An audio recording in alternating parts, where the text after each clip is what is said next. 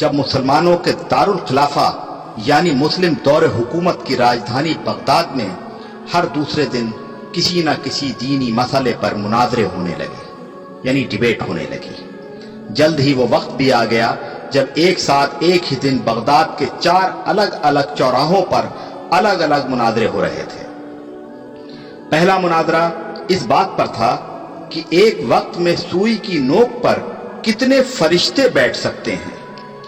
دوسرا مناظرہ اس اہم موضوع پر تھا کہ کوا حلال ہے یا حرام ہے۔ تیسرے مناظرے میں یہ تکرار چل رہی تھی کہ مسواک کا شرعی سائز کتنا ہونا چاہیے۔ ایک گروہ کا کہنا تھا کہ 1 بالش سے کم نہیں ہونی چاہیے، اور دوسرے گروہ کا یہ ماننا تھا کہ 1 بالش سے چھوٹی مسواک بھی جائز ہے۔ ابھی یہ ڈیبیٹ چل ہی رہی تھی کہ ہلاکو خان کی قیادت میں تتاری فوج بغداد کی گلیوں میں داخل ہو گئی اور سب کچھ تہس نہس کر دیا۔ مسواک کی حرمت بچانے والے لوگ خود ہی بوٹی بوٹی ہو گئے۔ سوئی کی نوک پر فرشتوں کی گنتی کرنے والے لوگوں کی کھوپڑیوں کی میناریں بن گئیں جنہیں گننا بھی ممکن نہیں تھا۔ کوے کے گوشت پر بحث کرنے والوں کے مردہ جسموں کو کوے نوچ نوچ کر کھا رہے تھے۔ آج ہلاکو خان کو بغداد تباہ کیے سینکڑوں برس گزر چکے ہیں، مگر قسم لے لیجئے جو مسلمانوں نے تاریخ سے رتی برابر بھی سبق لیا ہو۔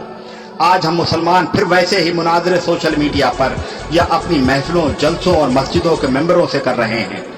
داڑھی کی لمبائی کتنی ہونی چاہیے، یا پھر پائجامے کی لمبائی ٹخنوں سے کتنا اوپر کتنا نیچے شرعی اعتبار سے ہونی چاہیے۔ فرقے اور مسلک کے ہمارے جھنڈا بردار صرف اور صرف اپنے اپنے فرقوں کو جنت میں لے جانے کے دعوے کر رہے ہیں، اور دور حاضر کا ہلاکو خان ایک ایک کر کے مسلم ملکوں کو نیست نابود کرتا ہوا آگے بڑھ رہا ہے۔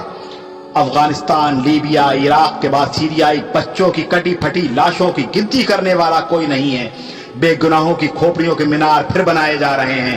آدم کی نسل کے نوجوانوں، بوڑھے، بزرگوں کی لاشوں کو کوے نوچ نوچ کر کھا رہے ہیں، اور ہوا کی بیٹیاں اپنی عصمت بچانے کے لیے امت کی چادر کا کونا تلاش کر رہی ہیں۔